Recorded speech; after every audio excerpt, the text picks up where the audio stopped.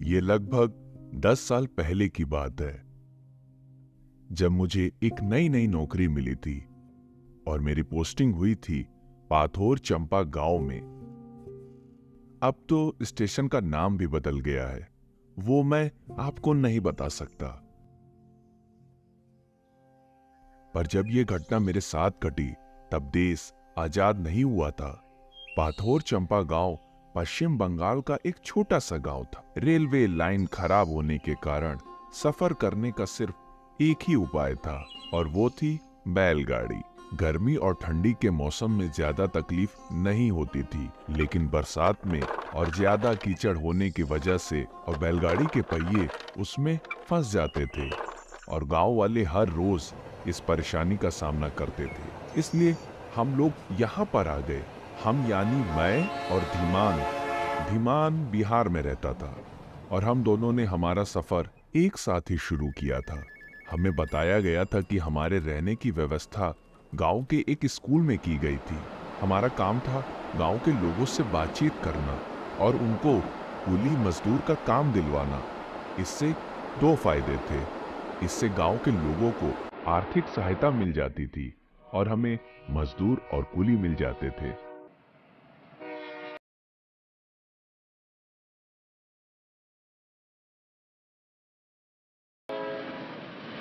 हम घर से ट्रेन में बैठकर पाथोर चंपा गांव पहुंचे तो तब तक रात हो चुकी थी।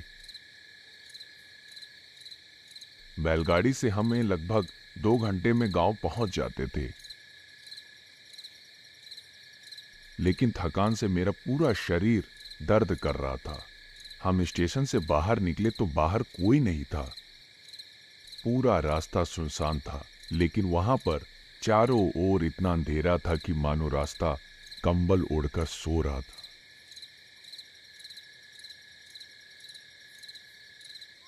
हल्की हल्की हवा चल रही थी और इतनी थकान होने की वजह से मेरी आंखें बंद हो रही थी। मैं धीमान को भी देख रहा था, उसकी हालत भी मेरे जैसे ही हो रही थी। मैं कुछ सोच रहा था, तभी धीमान बोला, भाई, क्या हम आज रात इस स्टेशन पर ही सो जाएं? कल सुबह चले जाएंगे ना? थकान से मेरा पूरा शरीर टूट रहा था। मुझे तो यह भी नहीं पता था कि गांव यहां से कितना दूर था। आगे का रास्ता देखा तो इतना अंधेरा था कि आगे बढ़ने की हिम्मत ही नहीं हो रही थी। अगर मैं अपनी आंखों से ये सब नहीं देखता तो मुझे यकीन भी नहीं होता कि अंधेरा इतना काला हो सकता है। मैं स्टेशन मास्टर के ऑफिस की तरफ गया। टिमटिमाती लालटेन की रोशनी में मैंने देखा कि स्टेशन मास्टर के ऑफिस के बाहर ताला लगा हुआ है। मैंने पूरे स्टेशन पर देखा तो वहां कोई भी नहीं था। मेरी नजर धीमान पर पड़ी। वो थका हुआ था, एक बेंच पर बैठा हुआ था और मैं भी बहुत थक गया था, तो उसके पास जाकर बैठ गया। गर्मी भी बहुत थी। हम खुले आसमान के नीचे बैठे थे, लेकिन यहाँ इतने मच्छर थे। एक रात आप यहाँ बिताएंगे तो मलेरिया से मर जाएंगे। आप इस बारे में क्या सोचते हैं? लेकिन मुझे जवाब नहीं मिला। तो मैं धीमान की तरफ देखा तो मैंने देखा कि धीमान सो गया था और उसके पैर बेंच से नीचे लटक रहे थे। तो मैंने उसको सीधा सुला दिया और ठंडी ठंडी हवा के कारण मुझे भी नींद आ गई। सोए हुए पता ही नहीं कितनी देर हो गई थी, लेकिन मुझे हल्की सी गुनगुनाहट की आवाज आई और मेरी आंखें खुली तो मैंने देखा कि स्टेशन पर बहुत सारे लोग थे। वो लोग ऐसे खड़े थे कि जैसे कि अभी ट्रेन आने ही वाली थी। मैं एक आदमी के पास गया और उससे पूछा, लेकिन उसने कोई जवाब नहीं दिया। ऐसा लग रहा था कि जैसे उसने मेरी बात को अनसुना कर दिया है। मैंने घड़ी में देखा तो सुबह के 3 बजे हुए थे। अचानक से एक रोशनी स्टेशन की ओर आ रही थी और इतनी रात को ट्रेन देखकर मैं हैरान था। खड़खड़ की आवाज सुनकर सभी लोग उठकर खड़े हो गए। तब मुझे कुछ अजीब लगा, क्योंकि सब लोग मुझे ही देख रहे थे। मैंने लोगों से पूछने की कोशिश की, लेकिन किसी ने मेरी बातों पर ध्यान नहीं दिया। और फिर अचानक सभी हाथ हिलाकर मुझे बुला रहे थे। मैं भी अचानक से आगे बढ़ने लगा। मेरे पास कोई टिकट नहीं था और मुझे ये भी नहीं पता था कि ये ट्रेन कौन सी थी, और फिर भी मैं आगे ही बढ़ता जा रहा था। तो मुझे लगा कि आगे सिग्नल नहीं मिल रहा होगा, लेकिन मैंने देखा कि वहां पर कोई नहीं था। फिर भी ट्रेन रुक गई। ऐसा लग रहा था कि मुझे लेकर ही जाएगा। अब अच्छे से ध्यान देकर सुना तो सब मुझे ही बुला रहे थे। आओ आओ, इधर आओ।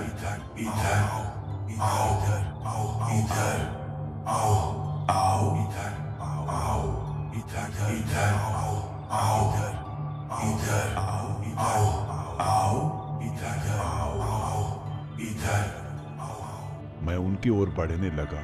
अब कोई भी द्वंद नहीं था मेरे मन में। ट्रेन के कंपाउंड में जैसे ही मैंने पैर रखा, तभी एक छोटे कद का आदमी आया और मुझे धक्का दिया। उस धक्के से मैं नीचे गिर पड़ा स्टेशन के ऊपर, और उसी वक्त ट्रेन भी बहुत जोर आवाज के साथ काले अंधेरे में कहीं खो गया। मैं स्तब्ध होकर स्टेशन पर बैठ गया। धीमान अभी भी सो रहा है। अब मैंने ध्यान से मेरे सामने बैठे आदमी को देखा, जिसे मैं छोटा समझ रहा था। वो छोटा नहीं है, बल्कि उसके पीठ पर एक बड़ा सा कुबड़ है। कुबड़ के भार से कमर झुक कर चलता था वो। मुझे चुपचाप बैठे उसने देखा। कितना बड़ा खतरा होने वाला था आज, अगर मैं ना आया होता तो। किस चीज का खतरा? वो शापित ट्रेन है, वो असली में है ही नहीं। हर रात इसी तरह लोगों को नर्क में खींचने के लिए आती है। एक बार जो उस ट्रेन में चढ़ा, उसका पीछा कभी नहीं छोड़ती है वो। मैं अपना कपड़ा झाड़ते हुए फिर से बेंच पर जाकर बैठा। वो आदमी भी धीरे से आकर मेरे पास बैठा। असल में बात क्या है, जरा खुलकर बताएं। मध्य रात की ट्रेन है, परंतु तुम कह रहे हो शापित ट्रेन। मुझे भी लगा जैसे कोई पुकार से मैं सम्मोहित होकर उठने ही वाला था। वो आदमी और भी स्पष्ट आवाज में कहने लगा, इस कारणवश रात में कोई स्टेशन पर नहीं रहता। स्टेशन मास्टर जी रात के 11 बजते ही चले जाते हैं। सिर्फ एक गार्ड रहता है रखवाली करने के लिए, लेकिन वो भी नशे में चूर होकर कहीं पड़ा होगा। अगर हजारों ट्रेन भी आ जाए, फिर भी उसकी नींद नहीं टूटने वाली है। परंतु बाबू साहब, आप लोग इतने रात में स्टेशन में क्यों? उसे सारी बात खुलकर बताने के बाद उसने कहा, पाथोर चंपा गांव अभी भी बहुत दूर है, कुछ घंटे की बात है। मैं ये सोचकर स्टेशन पर बैठा रहा। सुबह होते ही मुझे बैलगाड़ी मिल जाएगी। उस आदमी के धीरे धीरे अंधेरे में कहीं खो जाते हुए देखा। मैं पीछे से आवाज लगाकर पूछा, आप कौन है? आपका नाम क्या है? मेरा नाम है। अच्छा चलते हैं, फिर मुलाकात होगी। उसका नाम सुनाई नहीं दिया। उससे पहले ही वो गायब हो चुका था।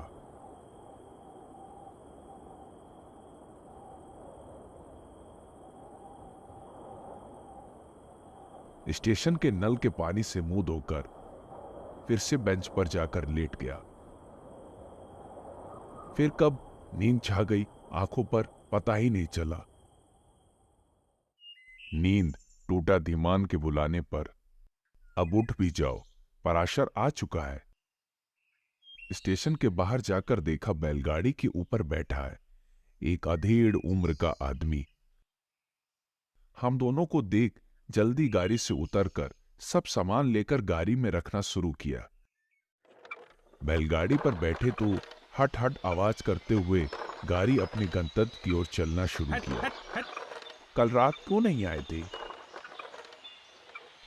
बाबूजी, रात होने पे ये स्टेशन आना मतलब गांव की बातें हैं साहब। धीमान को कल रात के बारे में नहीं पता था, इसलिए मैं भी उसे कुछ नहीं बोला। गाड़ी इत्मीनान से आगे बढ़ते जा रही थी। चारों ओर प्राकृतिक दृश्य को देखकर ही पता चलता था कि एक पिछड़ा हुआ गांव है। कोई पक्का घर भी दिखाई नहीं दे रहा था। कुछ देर तक चुपचाप चलने के बाद बैलगाड़ी का ड्राइवर ने खुद से बोला, मतलब बाबूजी, कल रात को स्टेशन में कुछ देखा क्या? धीमान ने उत्तर दिया, क्या देखेंगे? असल में रात के 3 बजे एक शैतानी ट्रेन आती है। सुनते ही मेरे पीठ के बीचों बीच एक ठंडी सी लहर दौड़ी। मतलब कल रात की घटना सच्ची थी, कोई सपना नहीं। सुबह उठकर मुझे सपना जैसे ही लग रहा था। ये ट्रेन का क्या माजरा है? खुद को जितना ही हो सके स्वाभाविक रखते हुए प्रश्न पूछा। वो थोड़ा हिचकिचाते हुए कहा, वो ट्रेन आती है रात को। हाँ, जो मिलता है नरक के दरवाजे तक ले जाता है। जो उस ट्रेन में चढ़ता है वो फिर से प्रेत बन के पृथ्वी में लौट के आते हैं। मुक्ति नहीं मिलती उनको। रोज रात को ये घटना बार बार घटती है। कितने लोगों को ले गया है। ये गांव भी इसलिए पूरा खाली हो चुका है। कुछ परिवार ही रहते हैं सिर्फ। आखिर के कुछ बातें सुनकर सिर पर हाथ देकर बैठ गया। कोई नहीं रहता तो कुली और मजदूर कहां से मिलेंगे? जब उसे ये बात पता चली तो उसने कहा, 10-15 घर मिला के पाथर छपा गांव है। यहाँ पे मजदूर कहाँ मिलेगा साहब? स्कूल के जिस घर पे आप लोगों के लिए रहने का व्यवस्था किया है, वो घर भी तो आजकल बच्चों की पढ़ाई के लिए इस्तेमाल नहीं किया जाता। बारिश होने पे हम लोग स्कूल पे ही अपना डेरा जमाते हैं। मजदूरों के लिए पास वाले गांव में जाना पड़ेगा। वो सब लेके सोचिए मत। कंपनी का कागज दिखाकर पैसों की लालच में सभी आएंगे। फिर कुछ पल सब चुपचाप बैठे। प्रेत बनकर लौट आते हैं, इस बात का क्या अर्थ है? मैं उत्कंठा से पूछा, असल में बात क्या है, खुलकर बताओ। पराशर ने बोला, रमन सीमा के साथ मुंबई गया था, लेकिन अब वो अपने घर वापस आना चाहता था। इसीलिए वो सीमा के साथ वापस अपने गांव आ गया था। वापस आते वक्त रास्ते में सीमा बाहर देखती हुई मुस्कुरा रही थी। हाँ, रमन, कितना अच्छा लग रहा है ना वापस अपने गांव आकर। सच ही कहा है किसी ने, अपना घर अपना ही होता है। हाँ, ये बात तो बिल्कुल सही कही तुमने। बात करते करते सीमा को रास्ते के बाजू में एक औरत खड़ी हुई दिखाई दी, जिसने लाल रंग का दुल्हन जैसा जोड़ा पहना था। चेहरा घूंघट से ढका हुआ था और उसके हाथ में एक लालटेन था। गाड़ी आगे जाने के बाद सीमा ने उसे गाड़ी के शीशे में देखना चाहा, लेकिन वहां कोई नहीं था। रमन, वो औरत कौन थी? कौन औरत? किसकी बात कर रही हो तुम? अरे वही औरत जो पीछे रास्ते के बाजू में खड़ी थी। मैंने तो किसी को नहीं देखा। सीमा को लगा शायद रमन का ध्यान नहीं गया होगा। हवेली पहुंचने के बाद रमन की माँ ने दोनों का स्वागत किया। आओ आओ बेटा, कैसे हो तुम दोनों? अच्छा हुआ तुम आ गए। तुम्हारे बिना तो घर बिल्कुल सूना सूना लग रहा था। मुझे तो बहुत याद आ रही थी तुम दोनों की। हम ठीक है माँ, तुम कैसी हो? दवाई तो टाइम पर लेती हो ना? तभी वहाँ रमन का भाई राकेश आया। कैसे हो आप भैया और भाभी? हम अच्छे हैं राकेश। हम सब ठीक है बेटा। तुम बताओ, अचानक से कैसे आना हुआ? बात ही कुछ ऐसी है माँ, तुम्हें एक खुशखबरी देनी थी, इसलिए गाँव आ गए। खुशखबरी? कैसी बेटा? तुम दादी बनने वाली हो माँ। सीमा प्रेग्नेंट है। यह खबर सुनकर कामिनी खुश हुई।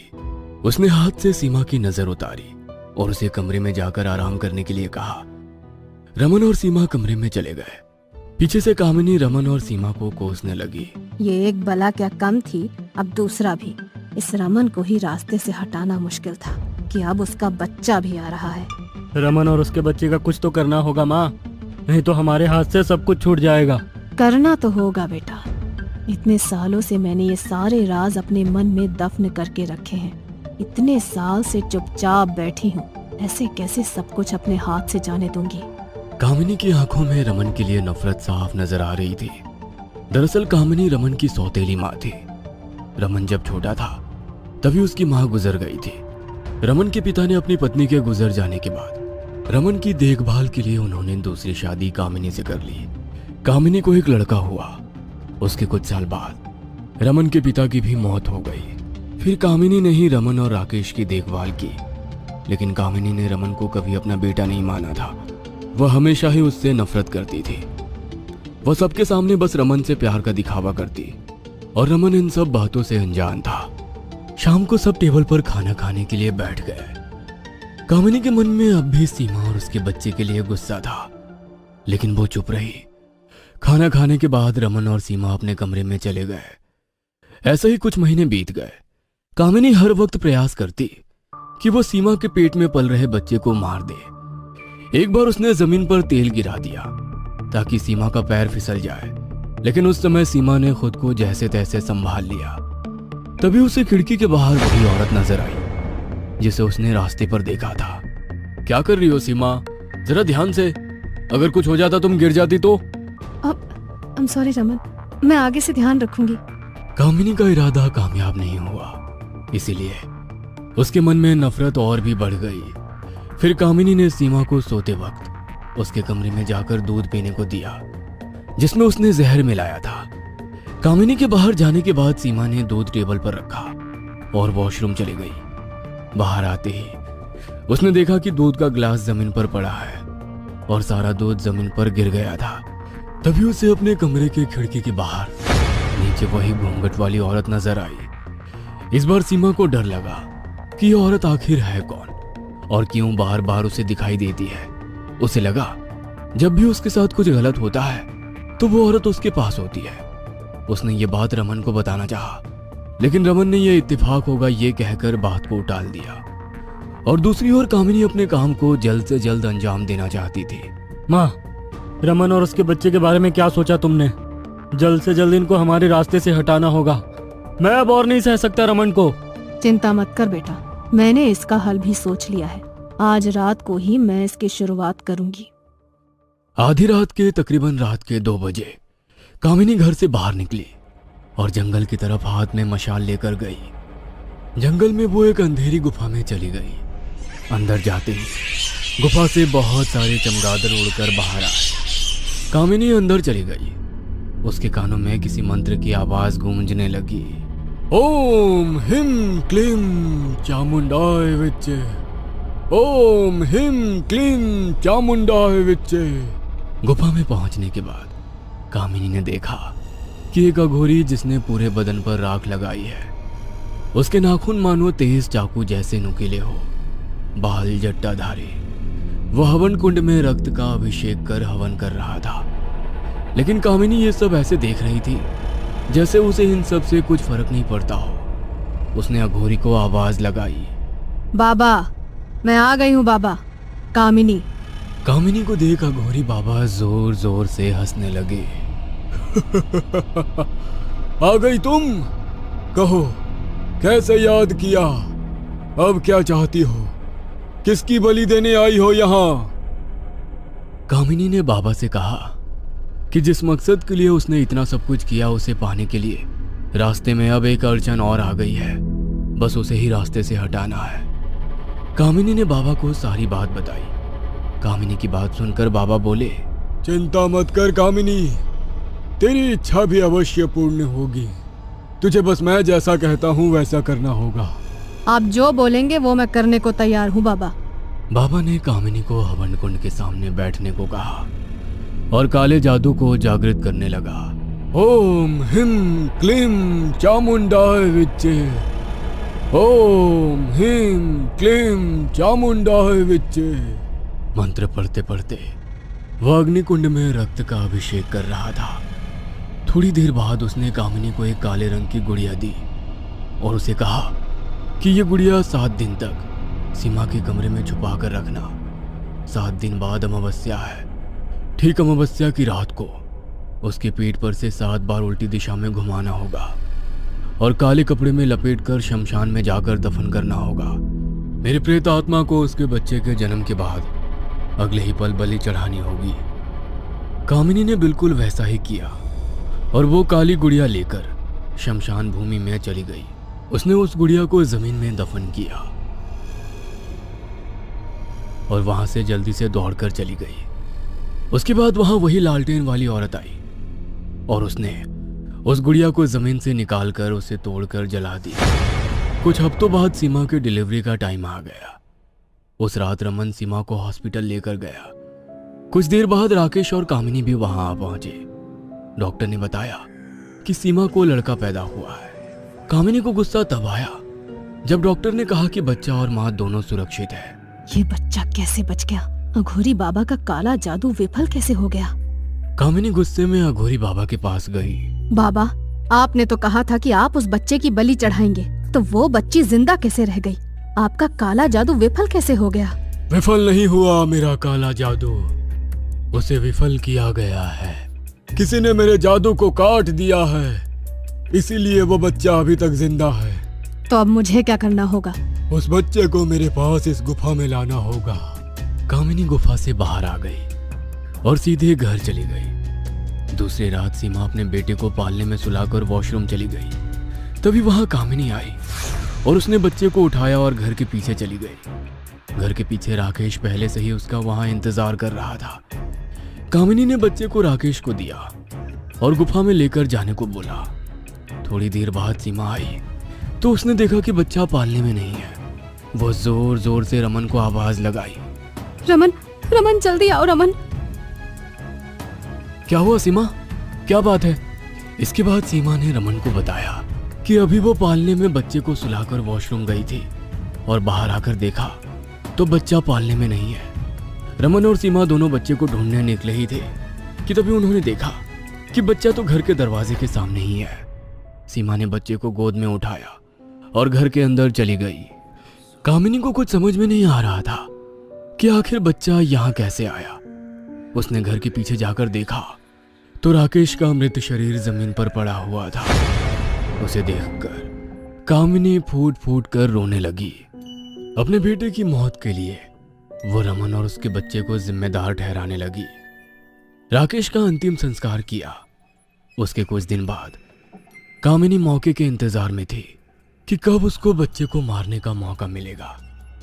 एक रात जब रमन और सीमा सो रहे थे तभी कामिनी ने बच्चे को पालने से उठाया और घर के बाहर जाते वक्त उसका हाथ टेबल पर रखे कांच को लगा, जिससे वो टूटकर जमीन पर गिर गया। कामिनी तेज गति से गुफा की ओर जाने लगी। उसे बच्चे को ले जाते हुए रमन ने देख लिया था। सीमा और रमन ने कामिनी का पीछा किया और वो गुफा में पहुंच गए। वहां का नजारा देखकर दोनों का दिल दहल उठा।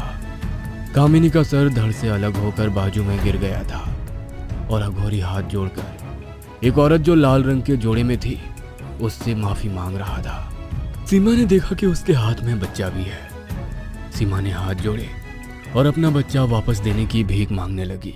मैं तुम्हारे बच्चे को कोई नुकसान नहीं पहुंचाऊंगी। मैं जोखिनी हूँ, जोखिनी। मैंने तो तुम्हारे बच्चे की रक्षा की है, तुम्हारे देवर और तुम्हारी सास से।